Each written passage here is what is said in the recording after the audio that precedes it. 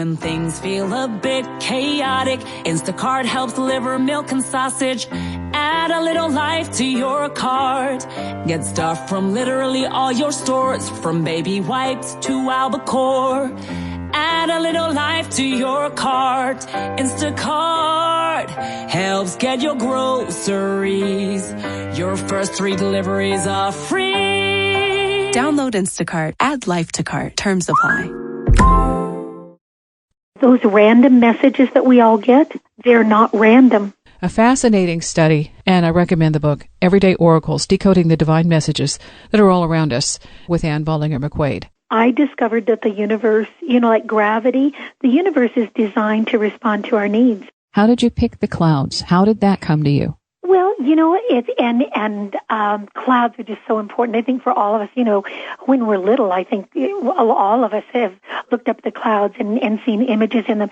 But, I have a Native American ancestry that I didn't really realize how deeply seated that was in me until, now we saw the world is alive and got all these wonderful messages. You have a dream and it has significant information, or you have something happening, you realize it's more than a coincidence. So I've always lived that kind of life. But in '86, I had a gut feeling, and that gut feeling said, you go get a mammogram right now.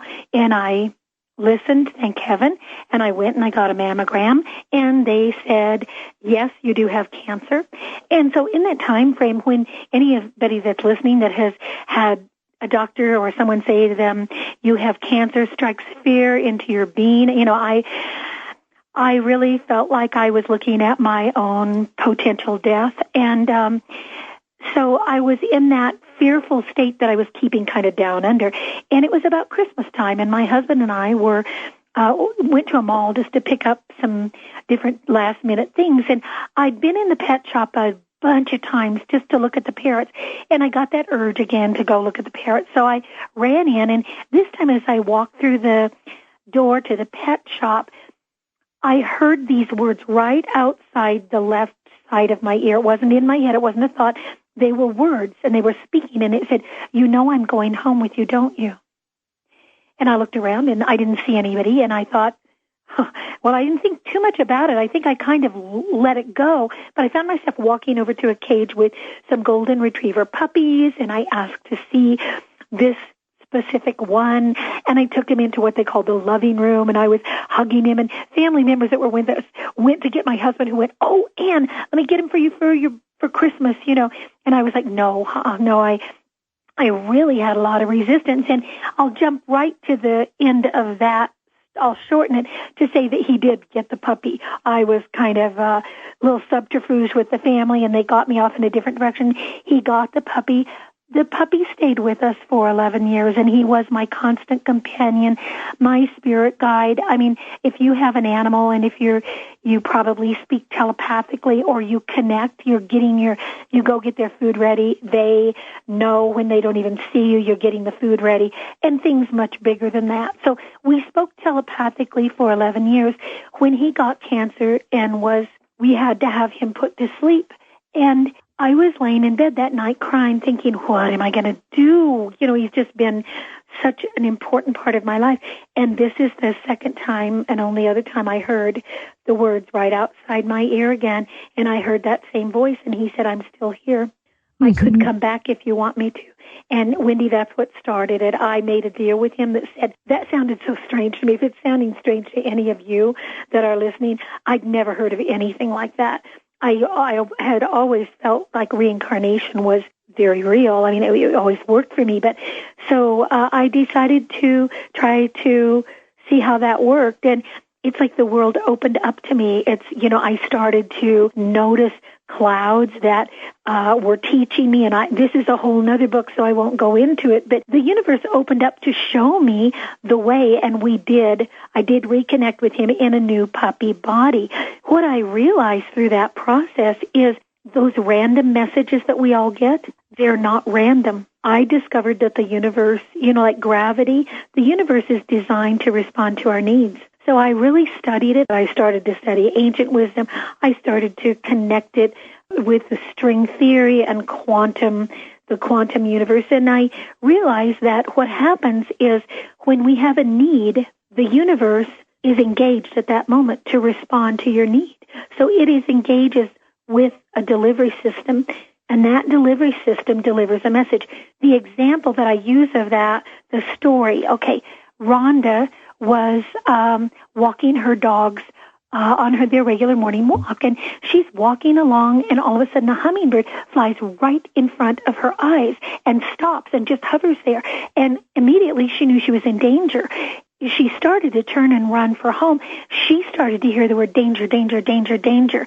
When she gets her little dogs in the house, she looks at her answer phone, and on the answer phone it says, she listens, and her neighbor says, "We have a pack of mad dogs in the neighborhood. Stay inside. They've killed some of our sheep, and they've killed our old dog that sleeps in front of the house." So what happened there, what I've discovered happened there is, there was a need. She was in danger. The universe found a delivery system that she would recognize. I might have ducked under that. I'd like to think I wouldn't, but Rhonda got the hummingbird. When the hummingbird flew right in front of her face, she knew she was in danger. The message was, get safe. So what I'm showing through all these really fun stories and everything else, I'm showing people what the structure is that we're already living in that is so cool. All we have to do is recognize it, and then we get to start working with it. Well, you start paying attention. Exactly. Okay, so the name of your dog? Rusty. We named him Rusty. And we named him Rusty again when he came back. Because at the very beginning of the book, you say, "Thank you for Rusty," and yes, him showing the way and saying, that exactly. Rusty, he's like the spirit guide that went ahead to show me that it's safe, everything's safe, and then in the book or also on my website, I've got pictures, my dad as he was showing, resonating through cloud forms, and this is, don't anybody that's listening think this is about me. This is not about me. This is about what's around all of us, all the time. All we have to do is notice it. The picture of your dad at the end of the book is brilliant, because that gives people a way of seeing how this image resonated, how it made sense for you, why you had it in your mind. And so you already had that blueprint there. So when you see it, it makes perfect sense to somebody else that might not connect, but it's your image, it's your energy. And so that was and immediate. That's why I coined the term personal oracles to define this system that I'm talking about, which is the need, the delivery system, the message is a personal oracle, different from oracle, more specific than, if you say the word oracle, we might think about, all the oracles of the past or one person who's very wise. But personal oracles are, I'm talking about the system of the universe that is designed to support our needs. And it's just really comes through, I love clouds because clouds are fun and they're easy and they're available a lot of the times. But they'll come through radio, messages on the radio. They, a song that plays at the exact time someone dies. The universe is going to find a way that will resonate with you, and the universe will speak to you in that way. You have a prayer that you use, and this is for somebody who needs an affirmation or an opening or a connection. It's the one that's called a path to the mystery. And when you talk about, connecting with your father, you were chanting this kind of a mantra, sing song. Oh, and that's it's brilliant. It's a labyrinth song. I'd love to sing it right now because I would love to. Yeah, I'd like to kind of throw it out there for it to, how we get a little song that runs around in our mind. And yes. So it's the tune and the words, and it's, I walk the path of the mystery, and as I walk it's revealed to me the truth, the deep, the way. I trust the path of the mystery, that as I walk it's revealed to me the truth, the deep, the way. And then it goes, hey-ya, hey-ya, hey-ya, ho. Hey-ya, hey-ya, hey-ya, ho. Hey-ya, hey-ya, hey-oh. Show me the way through the mystery. Transmute my darkness, help me see the truth, the deep, the way. Great Mother of the mystery, bless my soul, illumine me to the truth, the deep, the way, and then I guess you should say, let's all sing, hey, hey, hey, and then, then it's that wonderful chant again. I love it. Isn't It just good? gives me goosebumps. See, that's an intent. It's set right there for anyone who's listening. It gives us a connection and a way to integrate and bring into the manifest plane a way of seeing. And it just happened with you singing a song and striking the chords and calling everyone to present. Everyday Oracles is the book decoding the divine messages that are all around us. Wendy's Coffee House and Bolinger-McQuade, Everyday Oracles. What is it about chanting that makes it an oracle? When you chant, you are, as you said, setting your intention. You're chanting. Chanting changes the whole vibrational level. We get sound in there. Sound travels on another vibrational level. It's heady and exciting when we realize all of these different threads of interconnection that are connecting and supporting us and weaving through. It's like we're in this great, wonderful, luminescent ball that is supporting us in ways that we do understand, in ways that we don't. And then they just illuminate through personal oracles. The personal oracle will let you glimpse, that's what's, it's coming, the conduit, the radio is working as a conduit, or what I just saw in a cloud or a stone or something, that's mirroring information back to me, or I've got something that looks like a coincidence. That couldn't be a coincidence. There's too much purpose behind it. And, Jung is the one who said, coincidence are, synchronicities are coincidences with a purpose, or, you see the signs and symbols. You just have, I've given it I've tried to take it out of the hocus pocus. Sometimes when we read metaphysical things, they sound like the shamans are doing it, or you have to meditate to be so pure to do it. It's out there for all of us, and it's plain and it's simple. And the more we realize how it's speaking directly to us, and, stay in your own truth, do share with people. Oh, that's key. But trust your own knowing, and you don't have to be, someone who commits all their life to this work. It's a part of your life. All you have to pay is attention. Absolutely. That's the thing. The more you learn, the better you get at that. And this kind of intuiting way, it doesn't mean you're exempt from making mistakes and being dumb every now and then, or, more frequently than you would like. Well, and who doesn't? I think that's something we should just try to, this is terrible, take over to the toilet and flush it down and go, this whole idea of being perfect, or this whole idea of always getting everything right. I think if we really look at our life, some of the times that I really looked like things weren't going good, or maybe it was a mistake. It was. This book is one of those things. The way this book has come out, I tried to force this book into many other forms, and it would not force into that form because this is the form it was supposed to be in. So I think that we don't be so hard on ourselves and realize that life's a process, and what looks like a mistake later on may not be a mistake. Yeah, and see, that's the frustration of thinking it has to be a certain way because that's the way it has been programmed or modeled by everybody else. So we only do it that way because that's the winning way. Oh. And then you realize yours wasn't supposed to be on that path because there's a whole different direction for it. And it may not come into your awareness until, 15, 20 years later of why that was the best thing at the time. Well, and there's a commercial I used to just love, and I guess you have to be a certain age to remember, but it was a Campbell's soup commercial, and the kids kept going in and going, is it soup? Is it soup? Is the soup ready? And the mother said, it's not soup yet. That just seems to me like life. So many times when we try to force something, and it isn't time yet, it's not soup yet. All of the players aren't there, all of the pieces aren't in order. We think that we have a timeline. Sometimes we do. Sometimes we really are off on that. Yes. Yeah. I tell you what, in terms of writing a book and stuff like that, I had my information and my stuff that came to me, and it was incredible. It was brilliant. It's still going on. And I wrote a book about it. It's not a perfect book. It's a little book. It's just a story, and it's incredible.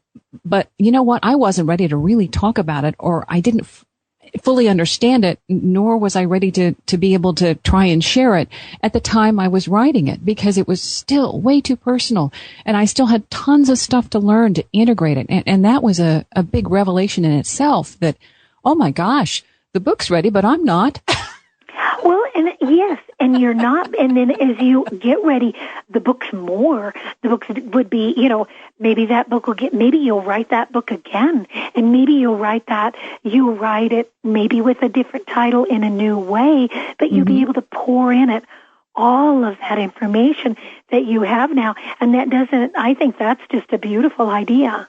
Yes, that is such a wonderful piece of the puzzle, that just because you do something once doesn't mean you're done with it. It may take several times. It's that spiral thing. I had this bookmark because this is brilliant.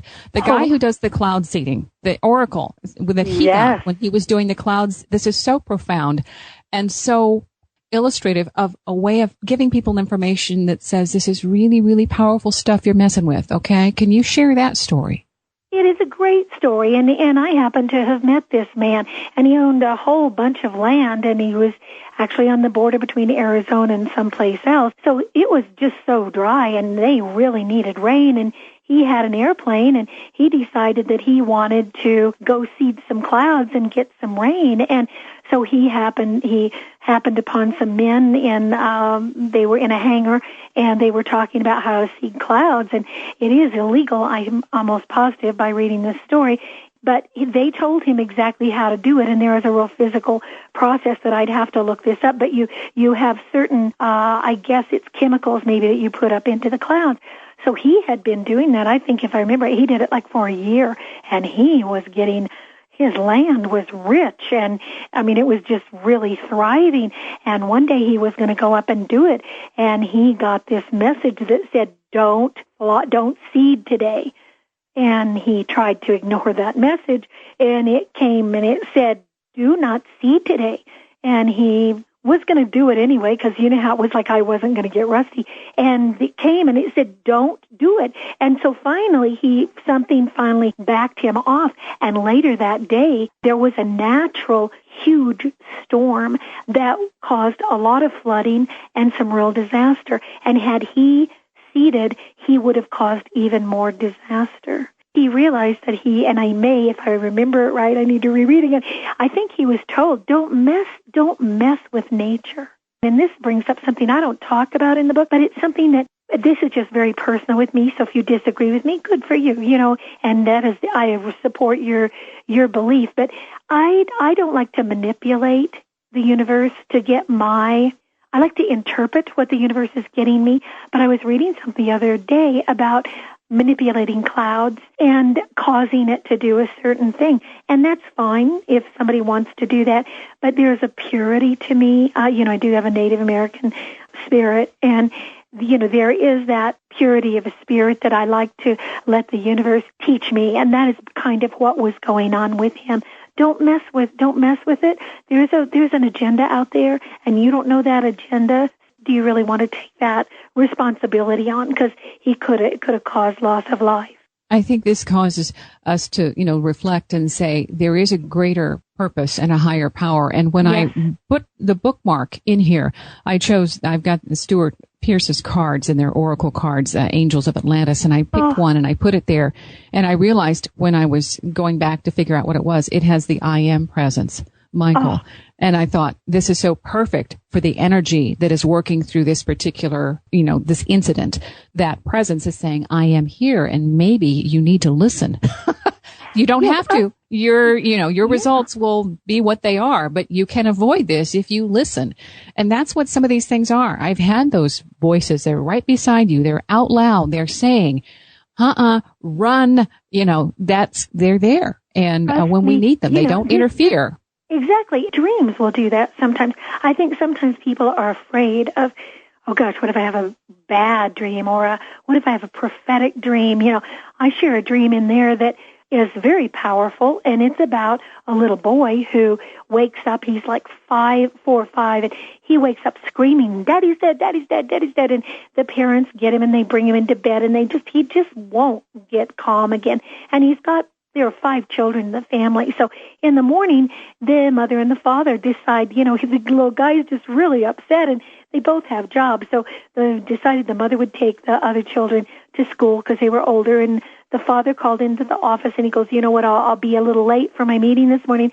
I'm going to take my son into preschool and get him settled in. So he takes him into preschool, and he talks to the teacher, and the little boy calms down enough. The dad gets in the car, and there's a message when he gets in the car on his cell phone, and he picks it up, and it says, don't go into the city, don't go into the city. Please call me, tell me where you are. He was supposed to be in the building at 9/11. This little boy was going through like a crinkle in time. He saw the potential for what could happen to his dad, and by having that little crinkle in time, when he saw that, they just played it out the right way. They took care of that child, and by taking care of the child, the father's alive. When we come back, we're going to play with some clouds, everyday oracles. Wendy's Coffee House and Bolinger-McQuade, everyday oracles. Here we go with the clouds. Playing with this on your website, the first thing I got was a little cloud formation, and what I see in it is Dumbo. He's so cute.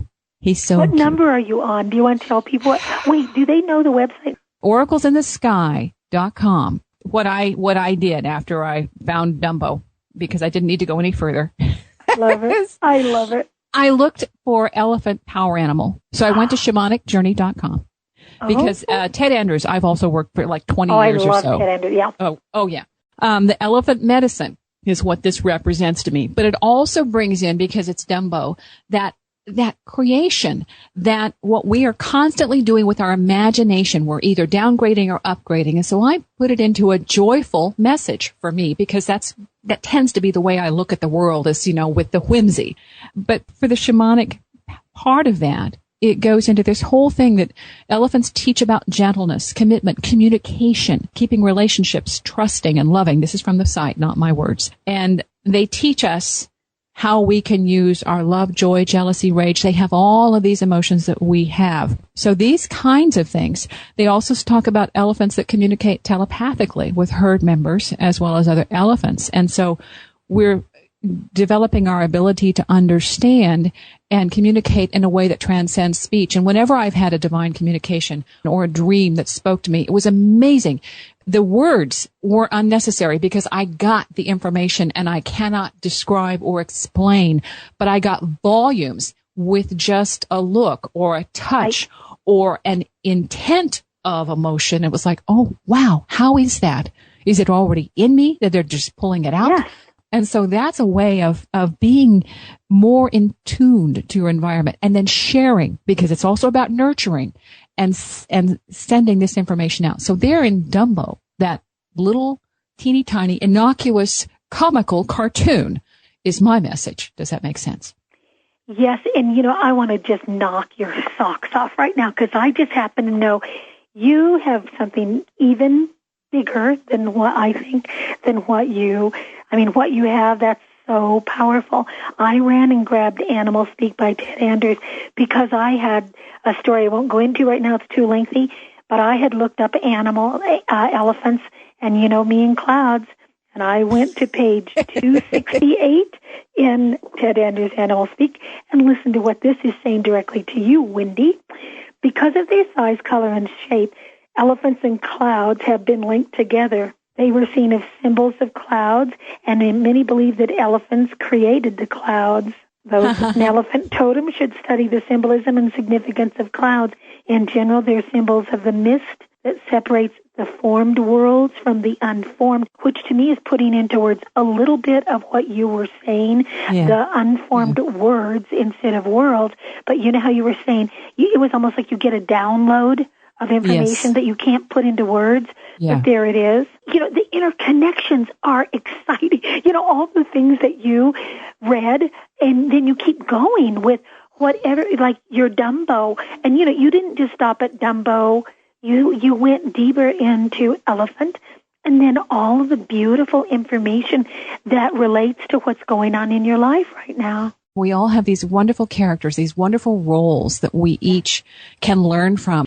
And these kinds of oracles and messages and cues, if we learn to just let that help us, we can explore.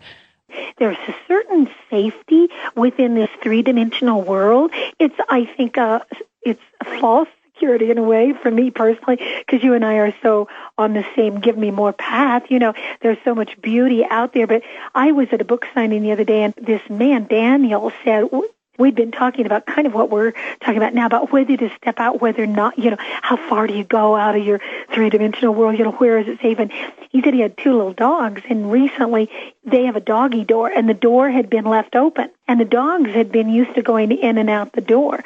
So the door's open. One dog walks back in the house through the big open door. The other little dog would not go through that big door. So he walked in. He'll walk through to close the door to get the puppy back in the house through the dog door. And you know what? That's fine, because I believe we all come to that wider. If we do, I do believe that the comfort, whatever it is that challenges us, whether it's a diagnosis of an illness that scares us, goes, hey, check it out, there's more, whatever it is that is that path, whether somebody else has the coolest thing happen to them and you go, wait, I can't believe I'm not having those kind of, why am I blocking? Whatever it is, who cares? The trick is to get, one of the things I love to say, there was a time people used to think the world was flat. There really was. Remember back? There was a time when they believed the world was flat. It's like that with our three-dimensional world. We're in such a multi-dimensional world. When we realize how safe it is to venture out into it, it's so fun, as you know, Wendy. At the back of the book, you include several ways to help people tune in, and the water meditation, air meditation, working with natural elements. It's everywhere, using mantras, fire gazing. I remember I did this with a candle, and not only gazing, but realized I could put my energy into it and make the flame go up if I wanted to. To me, the exciting thing right there that you said is there's proof right there of that interconnection. I get real heady, as you can tell, with the whole idea of getting to see these interconnections become illuminated. Like, oh gosh, don't you love the way Freud did that? Illuminated like the cloud with the candle. But, when you see something that proves that you have just connected to that other dimension, I think that's so exciting. There has to be a space. You have to have time. You have to have interest, intent, and willingness to depart from the normal routine to say, what if I take time out and try meditating or try not thinking?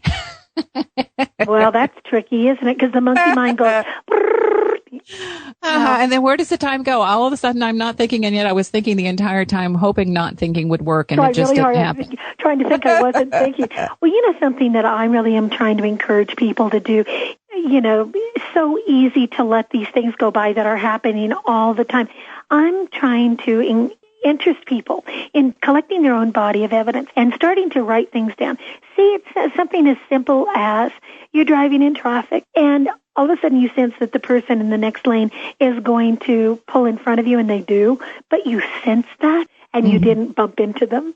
It's as simple as that. When we have these everyday things that are going on, write them down. If you have a gut feeling that you should do something and you follow it and it works, write it down. If you have a gut feeling to do something and you don't do it, there's an example I love to use about the man who has the sunglasses. This is true. And he's got his sunglasses on his, those glasses cases that are on your belt and you slide your sunglasses in. And his gut said, that's not a good place for these. 5 minutes later, they were gone, and they were expensive, and they were his favorite. Write it down. That's just as much proof. And be real careful not to beat yourself up, because we all, like we were saying early on, we all do that. But if you start writing these things down, the teeny little ones, not the great, write the big ones like Dumbo and all that you learned from that, but anything you get that is worth writing down. And you don't have to worry about doing a journal and making it all. Write on a piece of paper, put that piece of paper in a drawer. I like to talk about putting it in a shoebox. Just put it anywhere that it's all together, and then rummage through it. You will blow your own mind. For years, I've done the, writing on bits of paper, writing on napkins, writing on postcards. And it's just a fun thing, because whatever speaks to me at the time will be in a particular journal, but it's not linear, and it's good luck if you can try to make sense of it, because I certainly didn't want it to be made sense of, just in case I needed anything that, would upset anybody. They wouldn't find it immediately. They'd be buried. I love it. I love the subterfuge in that. Thank you. We have to get some more stories in here. Wendy's Coffee House and Bolinger-McQuade, Everyday Oracles. Wendy's Coffee House, KCMO Talk Radio, my guest, Ann Bolinger-McQuade. The book, Everyday Oracles, Decoding the Divine Messages That Are All Around Us. Website, oraclesinthesky.com. Sometimes you'll run across your own words, and they speak to you again new in a way you really need to hear right now. And, like if you're rummaging or just not rummaging, you open to something. I've had this happen before where I opened to something and I went, I could not have planned that to happen so beautifully. Like you open something that you wrote and it validates what's going on that day. Here's another story, because I thought this was so powerful and so profound. When you were talking about the lady who was the reporter, and they did the show 2020, you were watching about the animal, because animals are so powerful, and they're they are star players in our reality, and we don't often make that connection. They are here not for us to subjugate, but really to help teach us about a different way of being and seeing. And this is another beautiful story about what the animal in this particular story had to share. That's the 2020 reporter. Her name's Kimberly Lawner. And, ABC was gracious enough to let me use this for the book because they own the rights to this. But Kimberly Lawner had found out about a man who had been over a soldier in Afghanistan, and he and his troop had, maybe I'm using the wrong words, but he and his buddies that he was with had found some little puppies one night, and so they'd taken them home and they had their own puppies. So he slept with this puppy, and the next day he was killed. And the family found out about that, and they wanted that puppy as just, to have a sense of that closeness with their son in the last night he was alive. So they managed to get the puppy. I don't know how, and it doesn't matter, but they managed to get the puppy. Kimberly Lawner found out about this story, so she wanted to go interview the father and mother and, see the dog. So she's out there, and they're doing this 2020 interview. And as they're doing the interview, they glance over, and you'll see this in the book. There is this ray of sunshine that is just focused down on this dog, and they started to jump around and go, oh my gosh, and everybody was interpreting it, of course, their own way. He was there. He was showing that he, whatever it was a clear sign from the son that he was with them that day, and that I think is just beautiful example of how we can connect through the dimensions. And I was on another interview, and someone said, look through, because I was saying it's just the most amazing ray. And if any of you are interested in orbs, the host of the show that I was on said, look in the middle of the conduit of the rays coming down. You'll see a series of tiny little orbs, and you can, interpret that however. But this is all over. You were talking about animals. We were talking about Rusty in the beginning.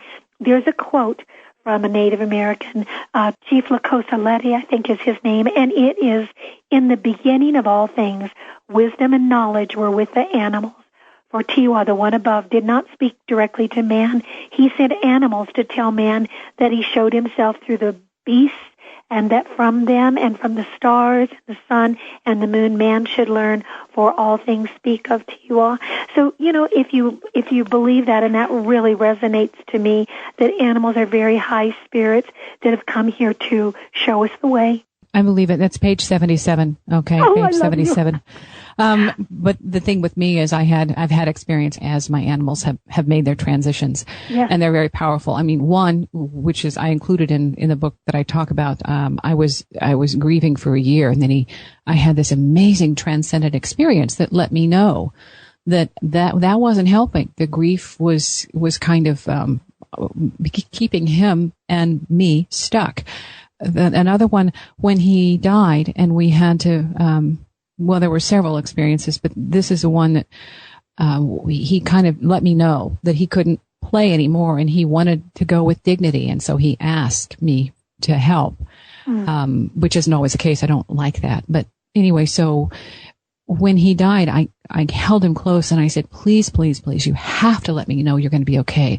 And I felt him, this huge burst of energy went through, because I was hugging him and holding him tight, hugging him and holding him tight. And he burst through, and then he went to my mom's house first, because she helped me bury him. And he barked, and her two cats came indoors because they heard this dog barking. Then, like a couple minutes later, the bark was outside her bedroom door, inside the house. And so he let her know that he was okay. And he came back, and for 2 weeks, he barked outside the door, and I thought my other dog had learned how to bark. But she always scratches, and she always makes a different kind of noise. If she barks, it's something else not to let in. It's like, oh, I didn't make that noise. I'm sorry. Whoops. No, I did not mean. And then the other one that was so profound, my cat told me to leave because I was making it more difficult because he wanted an awakened transition. So I had to go. I left the house, and I'm crying. I'm like, this is not fair. But he had given me this very clear sign, go away. And when I came back home, I found him and I picked him up and I said, you can't, just one sign, just let me know. One more breath. And my guides, what I hear, they said, now you see why you had to leave. Oh. But he wanted to show me an awakened transition, how you just step out of it and you're still here. And he was not gone. He just dropped the bones. Dropped his vehicle, so to speak. Yeah. So that's a way of, they beautiful. show us if we pay attention. What book is that in? Talking to Night Lights. I didn't share the others. They have been part of my life since then. It's just an amazing, well, they talked about, how he wasn't dead, that life goes on. And, but I was grieving and I hadn't let go. And that was the point of this guidance that came with this nightlight information, was all a part of energy of who we are. And we have more than this physical form. We don't just have a body. We have a soul, a spirit, and an energy that is timeless. And that's what your way of all these information, the pieces that are in your book, help people connect their dots. And that's what I love about it. It's a tangible book. You can open it up, turn it to what you need. It'll be there.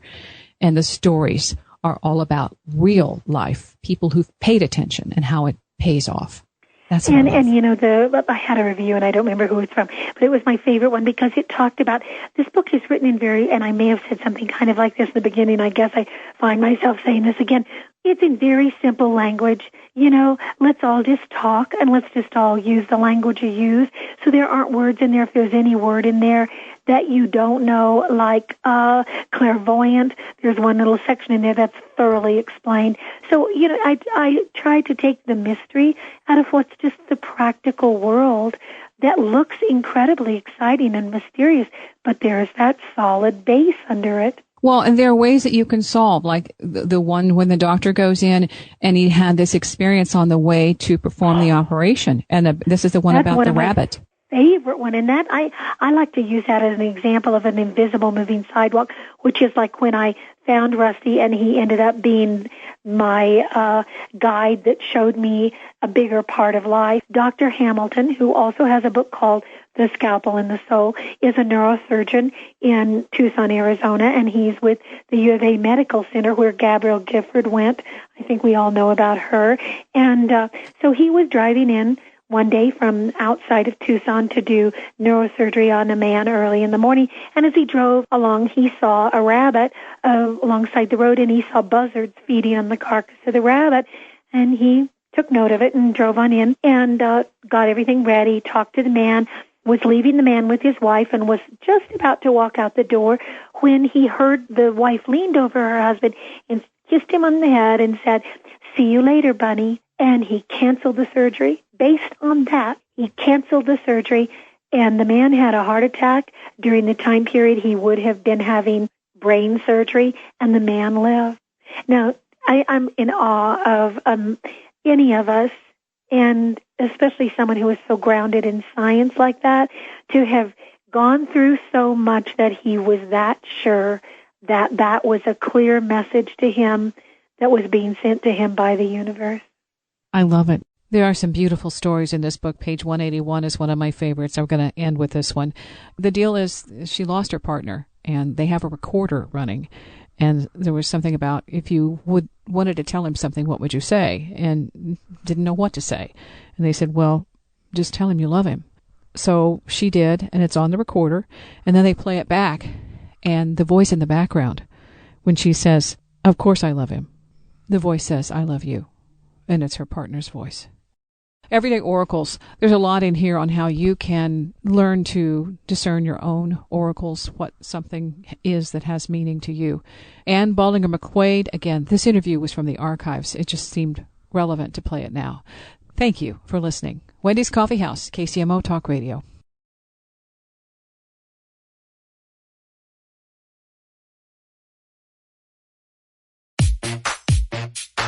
I'm at the football game. I'm at the grocery store. What? I'm at the combination football game and grocery store. Wait, you're at the football game? What? And the grocery store? Nah, I'm at the combination football game and grocery store. Groceries through Instacart, delivered to my door. I don't have to choose between football and the grocery store.